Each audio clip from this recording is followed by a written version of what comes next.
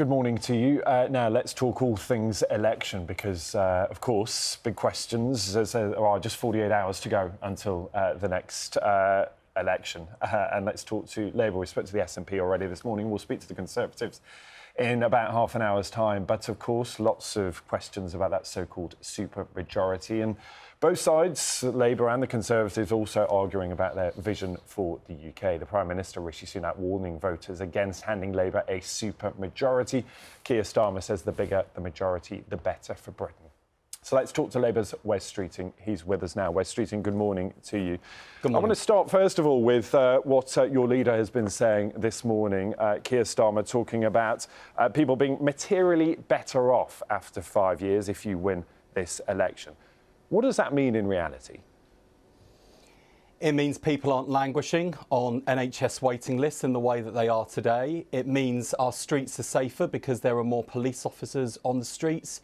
It means children are turning up at primary school with hungry minds instead of hungry bellies because they're receiving free primary school breakfast clubs. It means that people are benefiting from the new jobs that will come with Britain leading the green energy revolution, and not just more jobs, but also giving Britain its energy security back. There is so much potential in this country if the country chooses change on Thursday. And you mentioned this morning that the two leaders setting out their visions for Britain. I don't think that is a fair summary of what's going on this morning, actually. I think the Labour Party is setting out its vision for Britain, and the Conservative Party are slinging mud and attacking this nonsensical idea of a supermajority because they can't defend their own record.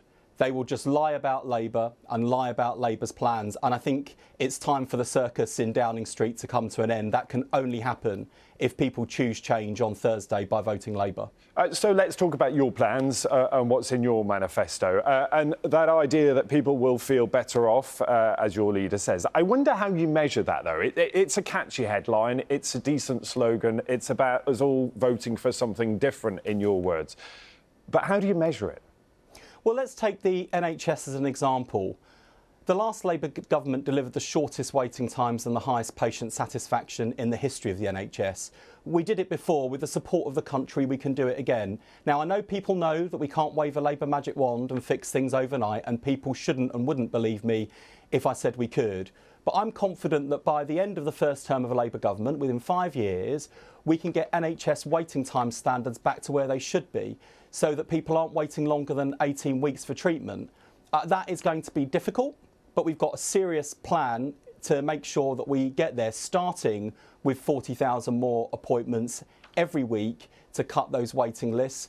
And then over the course of the Parliament, doing things like doubling the number of diagnostic scanners, and not just more scanners, but AI-enabled scanners, so we can diagnose earlier and treat faster. Yeah. We can train up thousands more GPs and cut through the red tape that ties them up. We can provide 700,000 urgent NHS dentistry appointments while we reform the NHS dentistry contract so we have an NHS dentistry service in the country again. All of these things are possible, and they're fully costed and fully funded in Labour's manifesto. We can only deliver those things if people choose change on Thursday. Well, let's talk about costs, because you say you can't wave a magic wand. Looking at your numbers, your manifesto includes £8 billion of revenue-raising measures. You've sort of talked yourself into a corner by committing not to raise national insurance or income tax. Where is the money coming from? Well, in the case of our NHS policies, it's closing down tax avoidance, it's closing the remaining non-dom loopholes, it's closing the tax breaks enjoyed by private equity, it's ending the tax breaks enjoyed by private schools. These are all fairer choices. But that doesn't raise £8 billion, does it, Wes Streeting?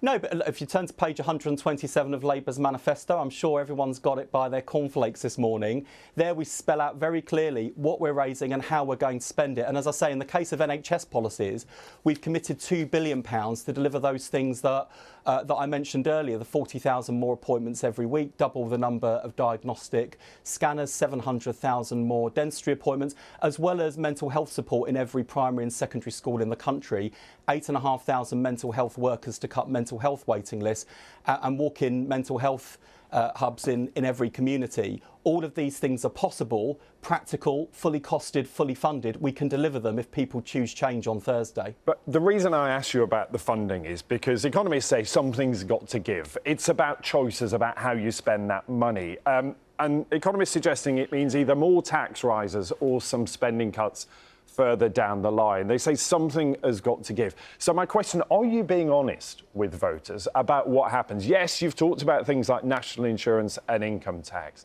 Are you being honest about other difficult decisions that will need to be made?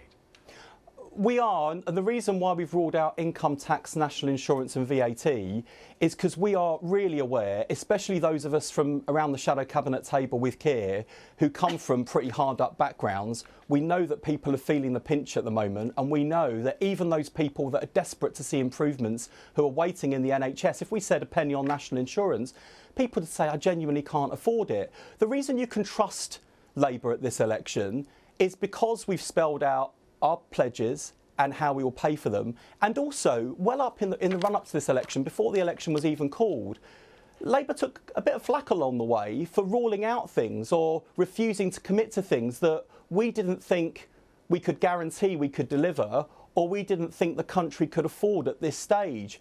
And in those tough choices is contained the honesty that gives me the ability to look your viewers in the eye this morning and say every single policy in our manifesto is one that is fully costed, fully funded, a promise we can keep and a promise you can afford. We don't pretend that all the tough choices have gone.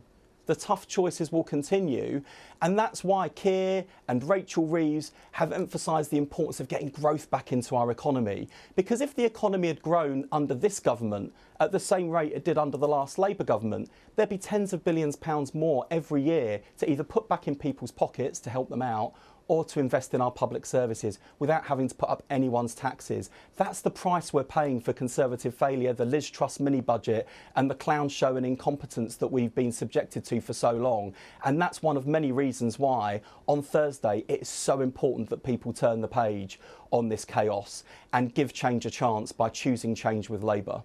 You talk about tough choices that will have to be made. What are they? What will you do? Well, there's no end of lobby groups who've asked us to commit more, to spend more. And even in the NHS, I've had people saying, well, look, you've got to spend more. And, you know, other parties at this election, the smaller parties. But spending more is not a tough choice. It feels like something that you have to stop doing. Are there things you'll decide that we will not do? Well, firstly, you know, saying no to people is in itself a tough choice. There are plenty of things that we would have liked to do. I mean, let's take university tuition fees, for example. Keir Starmer said very honestly to a student in the TV debates the other week, you know, I don't like tuition fees, but I can't look you in the eye and tell you that I can scrap them because I wouldn't be able to keep that promise. The country wouldn't be able to afford it. And Keir's said, look, we've chosen to prioritise the NHS for investment because of the size of the waiting lists and the scale of the challenge. Those are the tough choices we've made as a party. And let me tell you, it's not always easy turning around to your own supporters and say, sorry, folks, but we're not going to be able to do something you want us to do.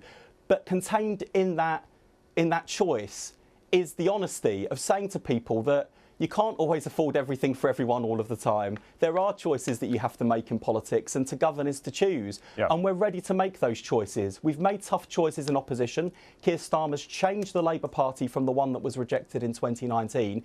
And now we're ready to change our country for the better if people give us their permission to do so by choosing change on Thursday. You use the word growth a lot as well, and we know that your leader has also talked about the need for growth in the economy because that helps raise revenue, doesn't it? Whether it's tax on all of us or businesses, we pay more and the economy grows. What if it doesn't work? What is the plan B? And I ask you about those tough choices because if that growth plan doesn't work, you're going to have to make some tough choices, and it might be raising taxes or it might be cutting spending.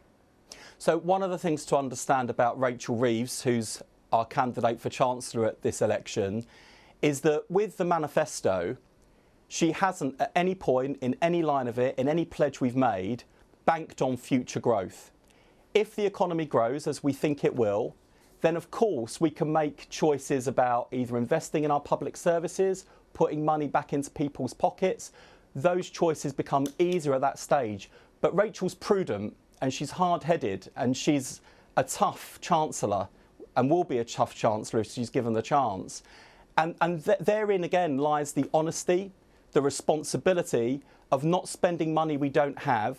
But in that manifesto is a serious plan for growth. And, you know, even the Institute for Fiscal Studies have said there are lots of things in Labour's manifesto that would contribute to economic growth. Growth is notoriously difficult to predict and forecast, and that's why Rachel Reeves isn't spending future proceeds of growth before she has them. Instead, she's made tough choices with our manifesto so we can set out very clearly what we're committed to investing in and how we're raising the money. And I just hope that people give that change a chance on Thursday, because you will only get change if you vote for it. OK, Labour's Wes Streeting, thank you. Good to talk to you this morning. Thank you.